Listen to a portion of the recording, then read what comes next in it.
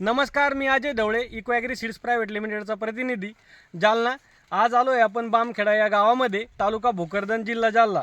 कारभारी बाबूराव शेळके यांच्या शेतामध्ये यांनी इको 91 वाणाची लागवड केलेली आहे आणि मागील वर्षी त्यांनी 52 क्विंटल एकरी उत्पन्न काढलेलं आहे ना.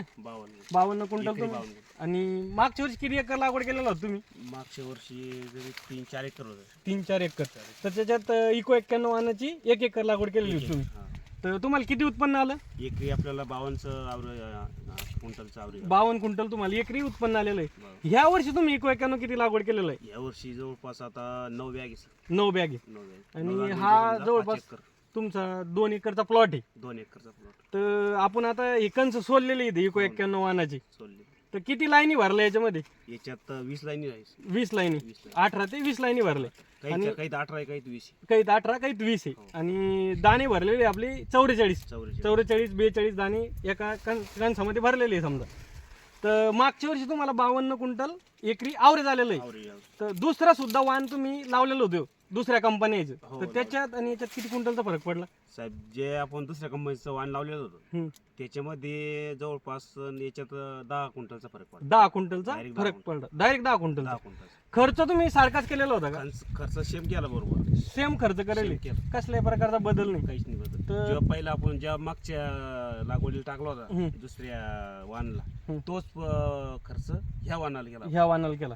तर 10 क्विंटलचा फरक पडला. 10 क्विंटलचा फरक पडला. तुम्हाला कणसाहून कळतंय की काय? ह्या वर्षी तुम्ही पूर्ण इको 91 लागवड केलेलं आहे. 9 बॅग आहे सर. 9 बॅग. तर ह्या वर्षी तुम्ही जे लागवड केलेलं आहे समजा, तर याला काय खत व्यवस्थापन केलेलं आहे? खत पहिले वेळेस लावा माग 20-13ची 1 बॅग. आपली 2 बॅग एकरी 2 बॅग 20-13च्या. आणि दुसरा dose 1 bag urea. 1 bag urea normal मध्ये. आणि तिसरा 1 पोटॅश आणि 1 DAP. 1 पोटॅश आणि 1 DAP. तिसरा डोस लागवड केली. याच्या व्यतिरिक्त जास्त खर्च नाही. तर तुम्हाला मागच्या वर्षी 52 क्विंटल आलेलं आहे इको 91. ह्या वर्षी किती क्विंटल येईल? या वर्षी जवळपास 52 ते 55 पर्यंत. 52 ते 55 पर्यंत येईल.